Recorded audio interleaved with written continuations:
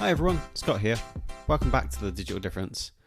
Today we're speaking to Jamie Cook, who's been a data engineer for many years now, working in a variety of industries. And we're speaking to him about his long-running side project where he looks at analysing football data. And don't worry, you don't need to be a sports fan for this one. It's a great overview of how data can be used in some really interesting ways, and how a project like this can bring up some really interesting thoughts about a subject. As always, thanks for listening, and we hope you enjoy. Welcome Jamie. Great to have you here. Thanks for inviting me. That's all. And I think before we start, actually, it's worth calling out that we've got some listeners in the States. So we are talking about soccer today, right? English football. Yes. Cool. Yeah. Just before we go down that rabbit hole. That's awesome. So, do you want to give us a quick 5-minute intro to your background and kind of what you've been up to and what you're doing with this project as well? Yeah, definitely. So I'm Jamie. I'm a data engineer. Been sort of like working with data for many years. In different sort of like forms, from sort of like manufacturing data, which is where I really cut my teeth on it, and that's where I sort of really introduced me to the world of stats and sort of like statistical analysis and what you can actually do with data through various places I've worked in different industries, where I've always tried to apply the same sort of like logic and always tried to sort of like look at data as a source of insights and a way that you can actually use it to make decision making easier, because you're doing it based on facts rather than opinion. Because one of the biggest problems is everyone's got an opinion, but if you can back it up with facts, it makes life that much easier. So I am a massive advocate of data-driven decision making, and that's one of the reasons why I sort of like started looking at my side project on the football data, and actually used that as a way of learning new technologies as well. So in various places I've worked, I've actually looked at the technologies which we should be using, and then I've used my side project to actually prove what can be done. And I brought that into the business to actually say, why don't we try this? And when you're starting to look at predictions, because very few companies actually start looking at predictive analytics and actually using data to predict what's going to happen, because most of the time everyone's just looking at what happened, and then they're trying to predict what's going to happen based on what they did in the last quarter. So I sort of like wanted to see whether there was some science behind it.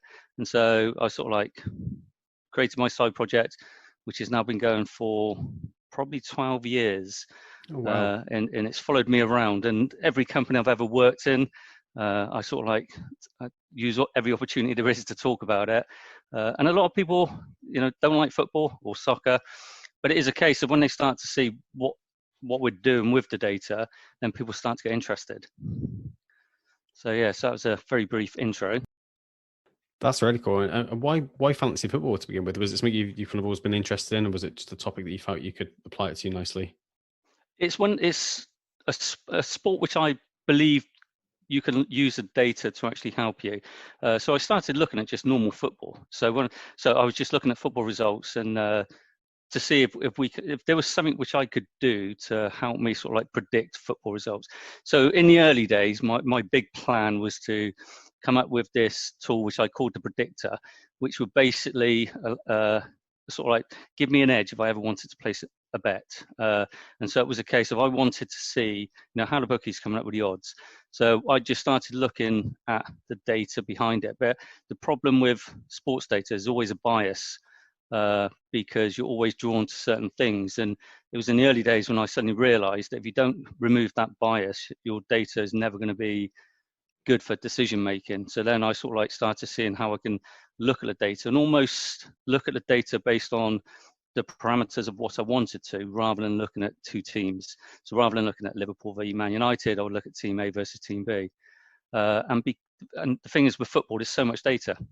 There's just so much data around it. The squads, time of the match, day of the match, injuries, who the referee is, and it just jumped out at me as a sport which had lots of data, but not too many people actually analysing it. Yeah, that's really cool. There's often an emotional bias, I guess, with this kind of stuff, especially when it comes to football, such an emotional, passionate sport, and especially with the fan base. So I can imagine that using that data can actually, like you said, taking away that Liverpool Man United factor of it and actually just looking at it as team A, team B, and looking at it from an analytical point of view. as to who's the best team or who comes out stronger is probably the best way to analyze this kind of data. Do you find that your side projects, as you say, or the software that you've created, do you find that it can be adaptable to anything other than just football, or have you built it specifically around just football? There's two parts to it. The first part, the original part, which was the predictor, and that was based on teams, so it's looking at variables. So any sport which has A versus B, it can be adapted towards. The second part is purely for fantasy football. So that's when I combine the two sets of data and then I just drill down. Because quite often people have asked me, why have I only done it on football? Over the years, I've looked at it from a perspective of, okay, what about cricket? What about rugby? But the problem is these other sports aren't so rich with their data. And there's if you take rugby, for argument's sake, the same teams are going to be successful year in, year out. There's not too much change. So there wasn't much scope to actually see how I could give myself an advantage if I was playing a game, a fancy game or whatever. But it is one of those, I've even looked into some of the American sports. And when you look at the American sports like the NFL, they're doing a lot more than what I'm doing, and they're doing a lot more than what we actually do over here anyway. But yeah, I'm looking at pulling in more data streams and then just seeing how the model performs at a team level. And where do you get your data streams from then? Is it many different sources, or is it just from one source? I use quite a few different sources. So for there's, which for the life of me I can't remember the name of it, but there's one website that produces CSV files. So I just get those, and then I use the Premier League APIs. But the problem with the Premier League APIs is they do change them on a quite a frequent basis, and so because you've got no control over it, you spend the first couple of weeks changing. They change the API names, they change the data that's coming back. They generally strip out data because they're sort of like people are actually commercializing what they're doing, and there's other streams which you have to pay for. The data sources are getting narrower and narrower, but there is quite a few different data sources that you can do, and there's some which are paid, there's some that are free. It really depends on sort of like how far you want to go into it. Right. And do you find there's a difference between the free sources and the paid sources? Is there, in terms of like credibility? Yes. And also with some of the paid ones, especially with football, where it's a global sport, what will happen is some of the paid ones will give you access to every single league there is, but the free ones will give you access to only one or two leagues from one or two countries, and you're only allowed to do so many calls per day. And it's sort of like, even with the data that I get, there's some feeds which I classify as real-time data, but real-time-ish, because I run the feeds every 15 minutes, but most of them I only run a couple of times a week anyway. And what's the difference between running sort of real-time data and doing it, say, weekly, for instance? When I started looking at the APIs that were coming from the Premier League, basically what will happen is, because they work in a game week, so what will happen is players will get points only when they play, so that's only a game week. But there's activities that happen, especially with fantasy football, where you need to transfer players in and out. So what will happen is, in a game week, they will have total transferred in and total transferred out. So in any game week, you can see how popular a player is. But the problem is that's an accumulative number throughout the whole week. So when I was doing my real-time-ish, what I wanted to do was actually seeing what was happening on a smaller basis to actually see if I can use that to give me an advantage. Because one of the things that happens with when players get transferred in and out, that forms their transfer value. So players can go up and down based on a couple of other things, but transfers is one of them. So what I would do is I have a API, I have a Python job that goes to the API and brings the data down. I put it into a SQL database every 15 minutes, and then I just look at the numbers in that 15-minute window, and that's that gives me a number of what's been happening in that 15 minutes. And then I could just aggregate it up throughout the day, so I can see what players are hot and which players are cold throughout the day, and then I can determine whether I want to transfer them in before their prices go up, or wait to see what happens, because if there's an international friendly, for argument's sake, you may transfer someone in to get the best price and then they get injured and then you've lost that advantage. So it's basically just trying to use any source of data you can to give you the slightest advantage. Yeah, definitely. And with the transfer windows, because from my understanding of when I've played fantasy Premier Leagues and stuff like that, obviously there's a period of a transfer window that you can have before the games and stuff like that. So do you find that the best data to sort of use is almost immediately after that game on Sunday where it's closed off for the week and then transfers reopen? Or is there a specific time basically when this data is like most valuable? At this moment in time, I have not got a definitive answer to that, and I try different tactics. So sometimes I transfer, literally, what I would do is I will have my list of transfers for the next 4 or 5 weeks, because you're looking at the fixtures and you're looking at the difficulties in those fixtures, and you're looking for other things that's happening, like international break. So sometimes I will do it as soon as the game week is closed off. Then I will transfer them that. The problem you got with early transfers is if they have got a game, whether it's a European game or an international, then they could get injured. But if the advantage of doing it early is any price increases, doesn't catch you out.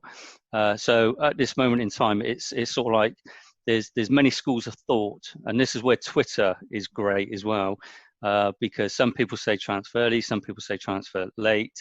I just find that I will transfer when I feel it's right. So I will just look at the data, I'll monitor the data, I'll look at what's happening. If you look at this transfer this sort of like international break, for argument's sake, what's happened is so many players have been injured and they've got COVID, so it's really thrown everything into array. Yeah, that's quite interesting. How's COVID affected the data then, from usual, basically? Or you can actually now. I don't think COVID's affected the data apart from the fact of when a player gets it. I think if you look at the first part of last season up to lockdown, so March, then when they resumed, if you look at the form pre-lockdown and post-lockdown, there was definitely a downturn in clean sheets so defenders and goalkeepers will get less, more goals being scored. Even at the start of this year, they was getting record amounts of goals. Yeah. Now, I still think that the fans play a bigger part than what a lot of people give it credit for. And so I think what's happening is if you're a big club, if you're playing at Anfield, you've got a crowd behind you. If you're not a top 6 side and you go there, the crowd's going to get on your back. So that could have an adverse effect on the players. With no crowd, it's almost like a friendly. So it's almost like evened it out. Hence why, if you look at it this year, everyone is beating everyone. So it's sort of like it's played havoc with the data from the perspective of there's other things to take into consideration because there is no crowds. Technically, it's a case of you can't really say, well, this game, they're definitely going to win. And is that I heard you said Anfield then, so I presume you're a Liverpool fan, right? I am. Good man. And I'm guessing, so do you think that your data can factor in sort of like the emotional response that the crowds can give, for instance? I mean, I know obviously it can't, to a certain extent, it can't factor in like the amount of emotion and drive it will give an individual player, but maybe over a period of time when, for instance, Liverpool play in front of Anfield and in front of a crowd like the Kop, and they've won periodically at Anfield over, I can't remember how many games now, like they're winning streak, didn't they? Like it's crazy, games. Yeah. Maybe that data can get factored in. Is that something that you can take on board? Yeah, there's definitely a home and away, or there was up until COVID. There was definitely a home and away split. Not so much this season, and I believe it's the crowds that's causing that.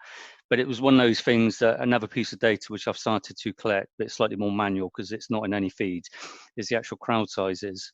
So that would just give me another variable to work with. So then I will have sort of like the day of the game, the time of the game, the crowd, the referee. So it's different things that I can actually put in there. So it's creating the ever longer variable list that we can look at to try and get a more favorable outcome by looking at the data.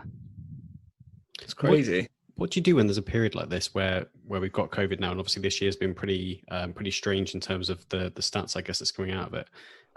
What do you do about taking that data going forward? Would you use that data set, or would it kind of throw things off and you'd probably throw it away, or would you use something like the crowd size to factor that in? How would you tend to like work that into the future? You would, once this is over, then I could go back and actually analyze it in more detail. But we would actually use it to see what effect it really did have on it.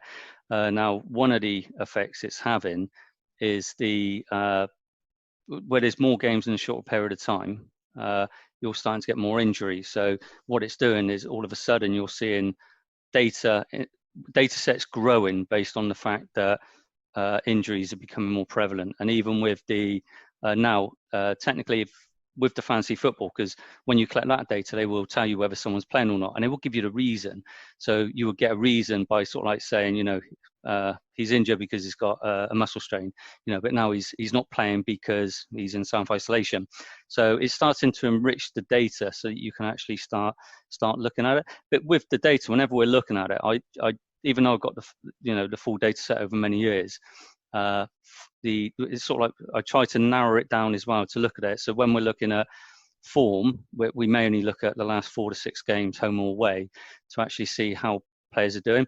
If you take this season for argument's sake, and you take Spurs, and like with Harry Kane and Son, if you look at Son, he's sort of like, those two are the top 2 scorers, but it's a large proportion of Son's points have come away from home rather than at home. So it's sort of like, it's when you start looking at the data, it's starting to throw things in that you wouldn't otherwise expect it, because you would expect home points to be more than away points, and then you'd also sort of like start to see certain players not doing so well in such a short space of time, when it is a case of, for every sort of like for 3 or 4 away games on the trot, some was doing really well. But then that's really contentious, because when you start looking over the home and away form, it's a case of that is very temporary. That's something you can't prove over a large period of time. Do you find that you can see patterns within this data for different players or for different teams? Is there any like usual patterns within rise and dip of form, for instance, or anything like that? There is certain patterns, but it's almost like it's like over the last couple of years, over the last 2 seasons, 2 players that spring to mind is 2 seasons ago when Solskjaer first came in, and then Pogba really started playing well. And last year when they bought Bruno, he did really well when he first came in. So the difference between those was, one was a new manager, one was a new player in the team. So it was a case of, you're starting to see things like influences which are affecting a player, which have, going back to the Pogba, there's the new manager bounce, which everyone sort of like says, is it true, is it not? Same group of players, they play well. In a short period of time, they do very well, but then they drift off, and then their long-term stats are pretty much the same as what they would have been, but you could get a short advantage by, when a new manager comes in, picking a player from that team where he's coming in, because for some unknown reason they play out their skins. So there is certain patterns, but it's trying to sort of like, you generally see it after the second game week, based on the fact that all of a sudden he's doing well. I'm guessing these kind of patterns as well can almost predict a mentality of a player. I mean, you're never going to be able to fully say what type of mentality each player has, but I mean, I guess this kind of data can help understand that mentality of each individual player anyway. Can you kind of see that from these patterns? With what I'm starting to do is look at additional data sources outside to see if that has an effect on the players. So not just looking at the football data. So for argument's sake, if you look at it in the news at the moment, where you've got Rashford, how much of that is giving him a lift or not? But he's quite up and down in his performances anyway. So we're starting to look at getting feeds from Twitter and seeing what the sentiment is for these players based on the non-football activities as well as the football activities, to see if we can actually draw a pattern from that, to see if outside influences are actually affecting their in-game play. it's one of those things. Once you start looking at it and you start looking at what data you can get, and being sort of like, as I always say to people, I built a whole solution all on my own. So it's a full end-to-end solution, and it's one of those things that with any software solution, it takes some time to actually create it.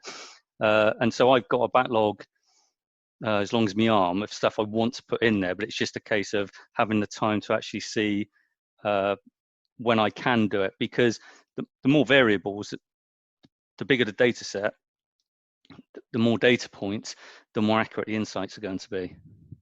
Yeah, absolutely. And I'm guessing this is one of those things that can just continue to grow and grow and grow, and you can bring in so many different sources of data to analyze every sort of like section of football, and every sort of game, and how every player interacts, and etc.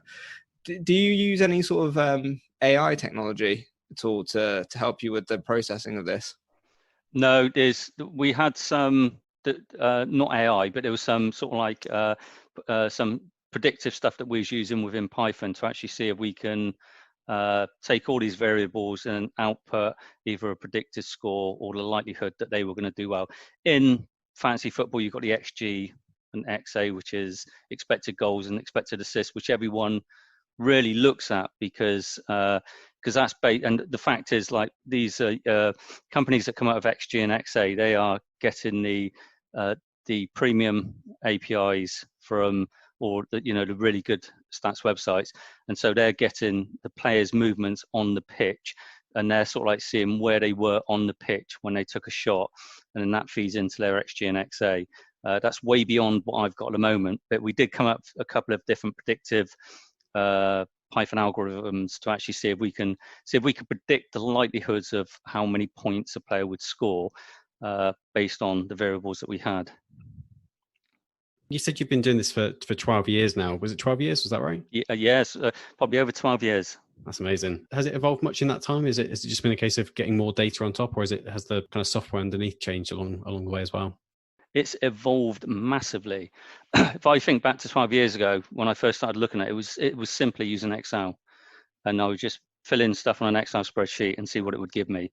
Because I worked at Motorola for 16 years, and they devised Six Sigma, and so they were very much into their statistical analysis. So they were very much a company that sort of like driven by the fact that the more data you have, the better you can be at your insights and the more successful you could be. So that's why I really first started looking at it. So the first iteration was literally just an Excel spreadsheet.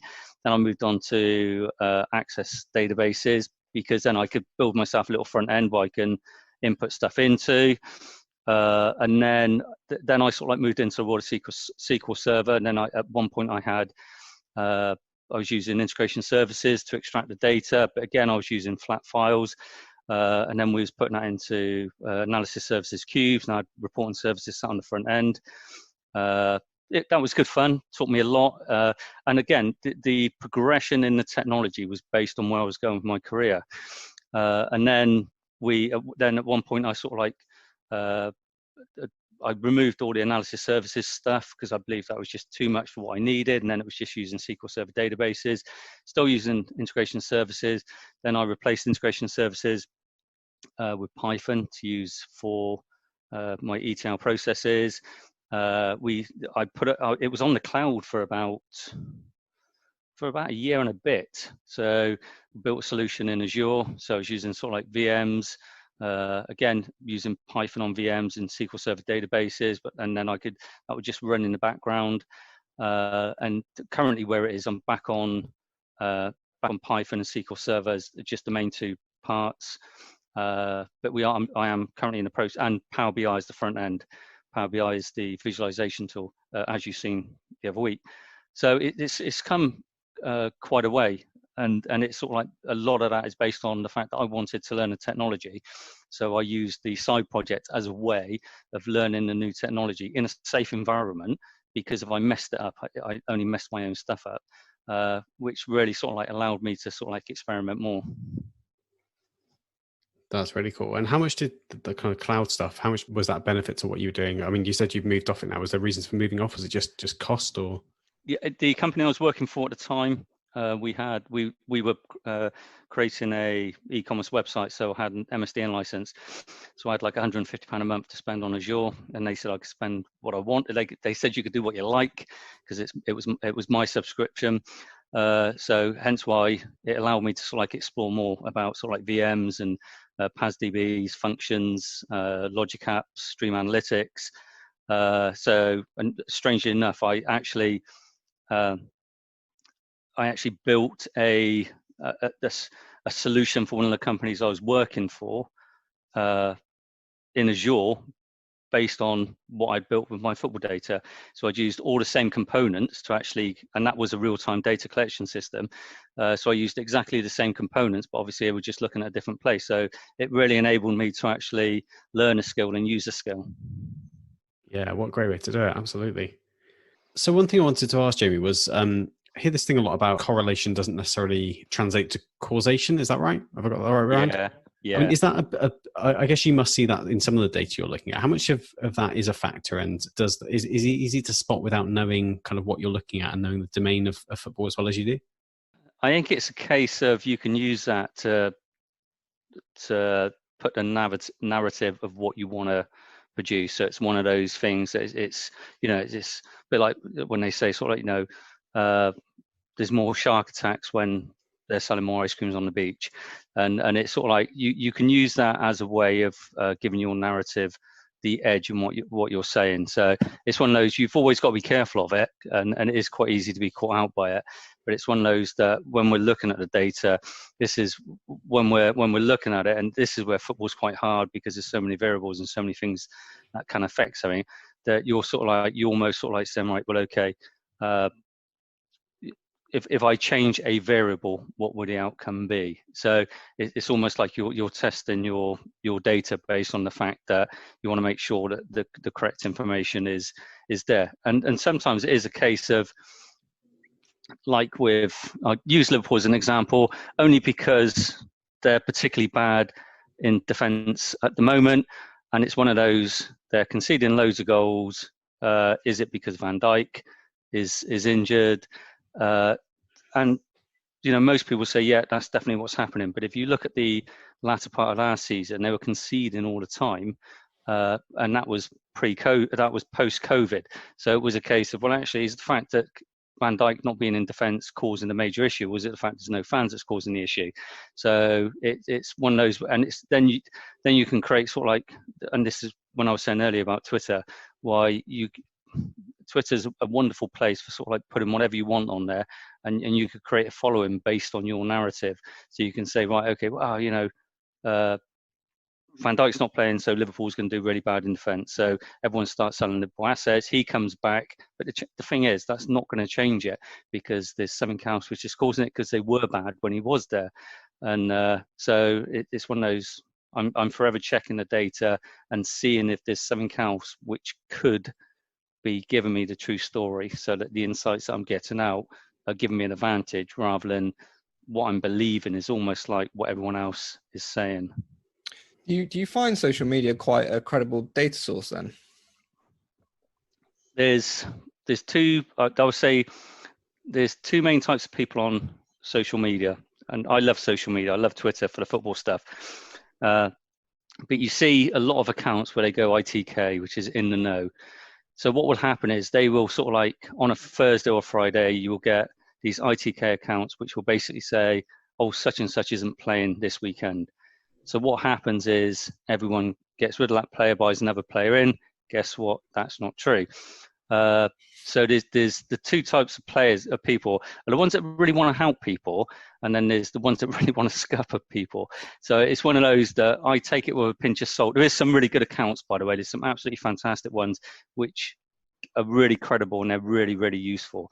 But there is a lot of people that almost want to trip people up. Yeah, I can imagine so. It's almost that sort of Wikipedia approach, isn't it? Like you don't quite know what you're getting, whether it's true or not. But I can imagine, again, like with anything though, it's sort of testing that data from that source to see if it is credible, and then if it is, to continue to use it, and then I guess you can get that sort of trusted. Yeah, because at one point I was collecting data from Twitter when I was in Azure, because I could do it on a regular basis. And so I was using it to create sentiment analysis based on players or what people were saying. But I could never get it to really give me anything which was solid. So I decided that was one data source that I wasn't going to use at that moment in time. I will revisit it. But what I wanted to do was try and build up some type of credibility rating as well as a sentiment analysis, so you can see who's saying what, and to see whether, because you could see what they were saying before it happened and then what happened, and then you could basically come out of a credibility rating based on the fact that 90% of what this person was saying didn't come true, so I'm not going to listen to them, or 90% of this did come true, so I can listen to it. So again, it's just expanding the data set to actually make it better. It's a bit, it's a bit like when people, these hot tips with horse racing, how many of them are really sort of like hot tips? Yeah, absolutely. And do you find there's any, or are there any data sources that you're sort of interested in exploring that you haven't done yet? Like, do you think that is there anything that's like kind of top of your list that you really want to start using or start exploring about how credible it is and how useful that data would be? This is social media. This is something I really want to go back and revisit, because I think that could really sort of like lend itself to some good information. Because if there's, and it goes back to credibility, if one person is saying something, the chances are it may or may not be true. If you've got 1,000 people saying something, the chances are that it's more likely to be true. So using the power of the crowd. So I definitely want to revisit that and sort of like see what I can gain from it. There's other things as well. There is like the weather data. I've been going back and forth with the weather data for quite a while, because I do believe that plays a part. But again, I haven't been able to prove it or disprove it yet. So that's definitely another area where I looked at the data for a while, but I want to go back. But the freebie APIs from the weather people are not brilliant. So it's a case of weighing up to see whether I do want to actually start paying for some of these APIs, and sort of like how much it would cost against what I'm getting out of it. Because if it's not too expensive, then it's worth paying. I'm quite interested in how the transfer window and transfers have an effect on this sort of data, and how it's used, and sort of actually the end result of because obviously using it for a fantasy Premier League, for instance, and doing your transfers and stuff. So how does the transfer window affect that? Do you find much difference within like the data coming in, and can you measure, for instance, from social media? I know there's a few accounts who have that information beforehand. So does that kind of factor into your data, or is it just as and when the player comes in? It's the players. So within my data model, the players are the equivalent of a slowly changing dimension. So what will happen is, most of the year, a player will just have a single entry into a table because they're a single team. But if you look at if players move either after the season started or in January, in the January transfer window, they would have 2 entries. So what I can actually start seeing is what they did before against what they did after. So there's certain players which they've definitely, there's 2 players that spring to mind which have definitely improved from moving to those other teams, and the stats back that up. But again, another thing to consider is where they're going from and to in relation to what's happening with that team at that moment in time.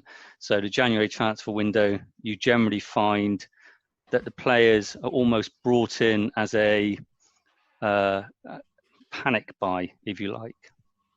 Whereas players that are brought in at the start of the season are more likely to have been brought in because there's been a long-term future for them. That's still not saying, because sometimes they will buy a player who can't be released until January. So that's different than just buying a player in January because you've got an injury crisis.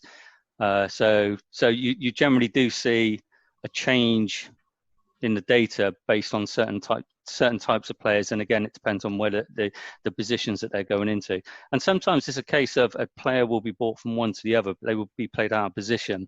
So the data sort of like gives them a slightly inflated points total based on where they are, because they're playing further forward, for argument's sake.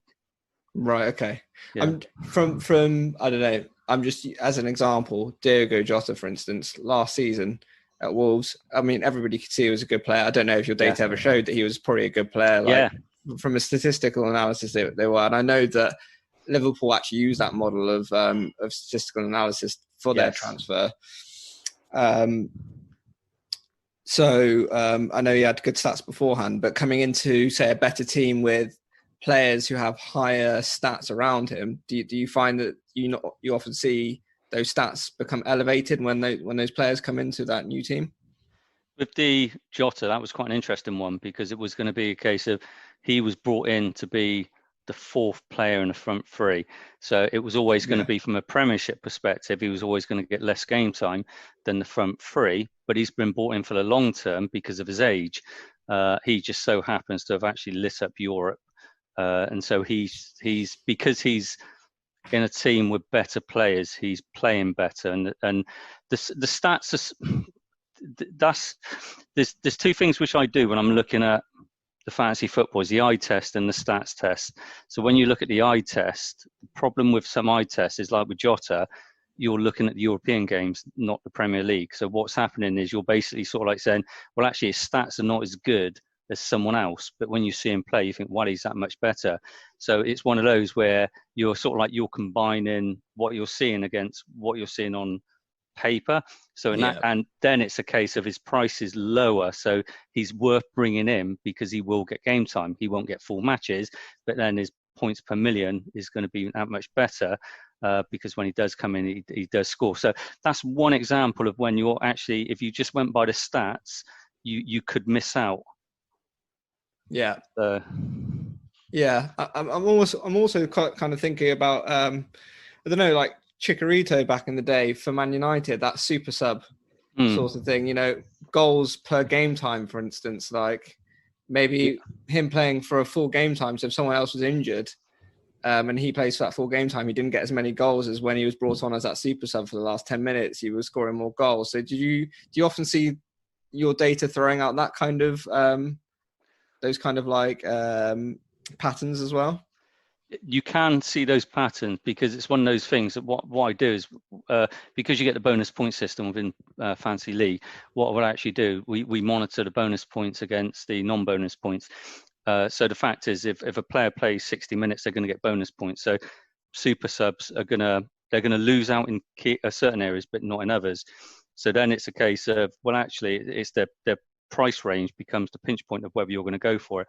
Because it's one of those where if you've got a player that comes on and it's very explosive, he may be worth having in certain fixtures. So then you would look at the fixture difficulty, where you can actually say, well, he's not going to start because this is their best starting lineup, which they always start with. So then you're starting to look at the minutes that the players are having, and then you're sort of like saying, well, actually in these fixtures, I believe he's going to come on. So the game could be tight, and that's why he's going to come on. So then you would pick him. So it's a combination of sort of like, you're looking at the points, you're looking at the bonus point system, you're looking at how many goals he's scoring, how many assists he's getting for what he's getting. So when we look at some of the data which I look at is almost like the player form. Now with the player form, that goes down into the data a lot lower, because if you look at headline figures, you would always choose the same players week in, week out. And the problem is with the data, I say the problem is with the data, it's the problem with how you can interpret the data is, if someone's on 100 points and the next person's on 70, that person that's on 100 points could have a lot of bad games before that person is on the 70 is going to hit him. So again, when I look at the data, not only do I look at the headline figures, I also look at the sort of like, I almost like window my data to say, right, okay, what did he do in the last 4 game weeks? What did he do in the previous 4 game weeks? So you've got a rolling window where you can actually start to see what people are doing. And stuff like super subs and stuff like that come into it. And because there's, I've got any player that's owned by less than 3%, I classify as a differential. And that's sort of like one of those sort of like rules in fantasy football, the unwritten rule. And again, now what you generally find, the players that are subs are generally in that 3%. So then it will be a case of some like Chicharito, you would actually look at, is he a differential? Who are United going to be playing? Is he worth getting in? Because sometimes you need that difference. Cool. I mean, there's many different fancy Premier Leagues out there. So do you find, and I find that often their pricing structure is different, and how they work is different. Do you find that your model fits all of them, or is it just one particular fantasy Premier League? It really only fits the fantasy Premier League at the moment. When there was a group of us that created a league in the Premier League last year, and when the Premier League stopped, one of them said, let's go and join the Bundesliga. So we went in the Bundesliga, and that is run totally different in the fact you could change your captain mid-game week as long as you hadn't played. So the problem is the rules that apply are different. Now, with the actual way that the data comes in, they're all done on game weeks. So in one respect, it does fit them all, but the way you use the data and interpret and play the game will be different because the rules are different. And so it's the fact is that some leagues, they will give you points based on accuracy of passing, how many interceptions you did. So they're more complex. The Premier League I think is a lot of people say it's not the best, but I think it's probably for where it is, I think it gives me the most enjoyment, and it's probably one of the biggest out there because it's got over 7.5 million global players, but it just fits in that area where there's loads of data, and the fact is that it's easy to play, the rules are quite straightforward, there's a great community out there, so I've not really tried to fit what I've got with other leagues. Cool. So obviously you follow, the whole point of the data is based around is the Premier League. But then do you factor in the fact that some of these teams within the Premier League and the players within the Premier League also play international friendlies, will also play Champions League, Europa League, FA Cup, Carabao Cup? Yeah. So how do you track that? I literally just manually input the games which were played so that I can actually, because it's like, that old adage that teams that play in Europa League always do bad the following weekend. So I'm just recording what teams have played when and what type of competition it's in. And the thing is, because I track, even though the data which I collect for fantasy football is only on the Premier League, I collect data from about 20 leagues globally. And the good thing with tracking the leagues, 20 leagues globally, is European leagues. When I start putting in the data for the European competitions, that gives me how those other teams are doing. Now, with the real football, which are being tracked from 20 different leagues, I'm only looking at the headline figures. So what was the score? I do keep like home team, away team, half-time score, full-time score, obviously, half-time result, full-time result. But there's also data from I think there's about 10 different bookmakers on what odds they give that match. So I can actually look at what the bookmakers were offering against the actual results to actually see their accuracy, which then that helps me look at the teams which are most likely to do well based on historical data, and then that feeds down into when I'm playing the fantasy football, because then I can actually start saying these are the teams which I need to watch out for. Anyone that watches any form of Premier League will know that it's probably only 7 or 8 teams that you're going to pick most of your players from anyway. The rest of them is a little bit hit and miss. Yeah, definitely. You'll probably get 1 or 2 of the old players that someone might pick, and they get lucky. Yeah. Generally, I think what was my one last week? I think it was Pookie from Norwich. Yeah. Who just came in and scored a ton of goals from day one. I know he was good in the Championship. Do you ever factor that in then? Like players coming through from the Championship, if they've done well, will they do well into the Premier League, or is it just something that, as soon as that player comes from the Championship into the Premier League, that that it's kind of just like new player data? It's new player data from the perspective of what we're getting, but I do record some data from when they was in the Championship based on what they've got. I also do it at a team level. So again, because I've got 20 leagues worth of data from the last 30 years. So if we just look at the Premier League, that enables me to actually look at when a team comes up, how well do they do against other teams, and when do they start to drop off? If they do drop off, some teams are just bad from the start. So not only we are looking at the new team data, but also the players that are coming up. Hence why I went for Patrick Bamford from game week 1, because he had a great season last season. Yeah. But the reason I do that is not so much for fantasy football, but it was when I was building a predictor tool. I was looking at if you was going to place a bet, when should you place a bet? And again, it goes back to my days from working in Motorola with statistical analysis. So I'd look at the outliers, and I came up with, and I'm sort of readjust it every year. I believe the outliers in the Premiership are the first 6 and the last 6 games of the season, which gives you 26 games, which is more predictable than the other 12. The reason being, teams coming up generally have got a slight advantage than other teams because they may have brought in new players, which means those teams are slightly different, which means that the Premiership teams from the previous season that are playing them, it takes them a little bit of time to get used to them. And also the first 6 games of the season, player fitness isn't so great.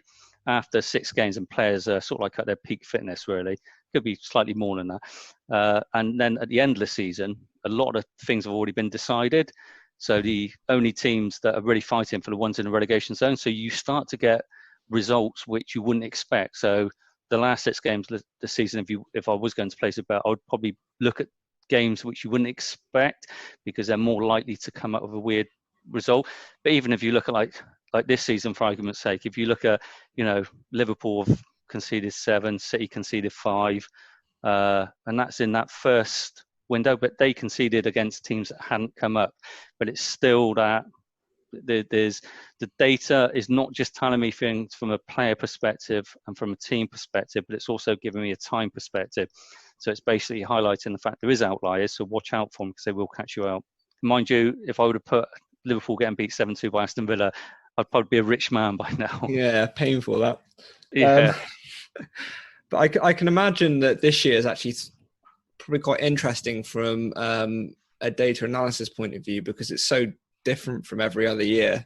And I think obviously COVID has a massive part to play in that. And like you said, it's not COVID, it's the crowd not actually being at the game and not having a presence at the game. It's almost like that home away advantage has been taken away. Have you found that? And have you found that your data is like almost completely changed compared to all the other years? You could probably guess, if a team came to Anfield like Aston Villa, for instance, hopefully they'll get beaten 4-5-0. Yeah.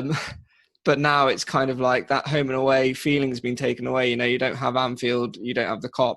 When you Old Trafford, for instance, you don't have the crowd there. So I can imagine that data is now changing quite a lot from what you're seeing. Yeah, because you would normally put a higher weighting on a home team. But this season, if you look at the first few games of the season, it was the away teams had the advantage. And it was almost... when you watch them on TV, it's got that, you watch a game of football, it's like watching a friendly. There's no crowd. The artificial noise is abysmal. Yeah. And so if you don't watch it with the artificial noise where you can hear the players, it's almost like got that, I'm watching a friendly. So I'm not sure if that actually is relayed onto the players. And so it's the fact is that rather than being really sort of like, absolutely buzzing to play a home game in front of your home supporters, they're not there. So it really sort of like levels the field, and that has been shown where the home advantage hasn't been there. It's just so many factors, aren't there? And I would imagine part of the 12 years I've been working on this has just been understanding, like looking at the data and like taking all these factors in. There's just so much to think about from the sounds of it. Yeah, and that's the interesting thing, because the thing is with football data is you never get to a point where it's perfect, because football, every season, things change. The squads change, managers change. And so it's the fact is just when you think you got to a point where you think, right, this is really going to work now, something happens and then something else changes. And the thing with fantasy football, you never see the same people winning it year after year after year. You see the same people in the sort of like top 1%, but it's the fact is that there is just so much to take into account. And I think that's the problem. And everything that you take into account will change because teams change, and football is quite cyclic, because it is a case of a team will start at the top for quite a while, and then they will start to get worse as their manager and their players get older, and then there'll be the new kids on the block. And at the moment, I think football's great because everyone is beating everyone. And and you look how good Spurs are, you look at how good Man City are, you look how good Liverpool are. There's almost like a riches of teams, and so it's not just like when Arsenal and Man United was winning everything. United predominantly. Yeah, absolutely. How have you found the evolution of software over the past 12? Because I know you brushed on this earlier, like you started out in Excel and now you're here. I mean, I feel like within the last 5 years, especially, like software is just booming, especially all this sort of freemium software that we're getting at the moment as well. And there must be like a sheer quantity of coming in, and then, it's going to evolve more and more where AI is going to get more involved. How do you see that impacting your solution that you have at the moment? Do you see it making it better in a way, or different in any way? I think it would definitely be better. But I think it's not just the software, and because I think it's the thing is that, like we're using things like Python, it's free to use, and there's a big community out there, and it's people start sharing ideas with each other. And this is where the social media becomes really good, because then people do start to share information, and you can make whatever you've got good, because it is one of those things. It's sort of like, there is the prestige of doing well in the fantasy league, but it's the fact is that, it's not like you're going to win millions. And so people will collaborate. And it's when I talk to different people about it and what I'm doing, they sort of like say, have you looked at this? Have you looked at that? So I think the software is becoming easier to use. There's better packages out there, like with Python, for argument's sake, you use VS Code or PyCharm. There's more things to share. There's loads of things on GitHub where people are sharing and making their stuff accessible. So it's becoming more and more collaborative. And the thing is with football in the data science world is, teams and now professional football clubs are starting to employ data analysts, data scientists, and so it's becoming more prevalent in the fact that the more data you have, the more you can do. But I think it is a case of also the more data you have, you can flood yourself with too much data, and then you start to have data which isn't meaningful, and that's where you then got to say, right, okay, let's start with a model and see how accurate it is. Let me add in this. Does it make it better? Does it make it worse? Does it have no difference? If it has no difference, then you can just say, right, okay, I won't use that, and then you bring another piece in, and then you start to actually see what's what. Do you think that the importance of kind of data engineering, data science is being realized by companies at the moment? Is that trend starting to take hold now? Yeah, so I still don't think companies are using data correctly. So if I go back to when I started at Motorola back in the early 90s, everything was measured, but it was measured to actually get some insights from it. So we wouldn't just be measuring for the sake of measuring. We would know what we wanted to do. We wanted to use that data to become more efficient. And so we sort of like started using statistical process control, whereby your higher and lower limits would change based on what was going through. Because if you had one item being made and it failed, then it would just be a case of that would be 100% failure. But that's not a true 100% failure in such. It's just the numbers are so low. And I think it's a case of companies over the years, they just collect data, but I don't think then they're collecting it to say they're collecting it. They're not collecting it to actually say we are collecting this data because of. And so I think that's why there's just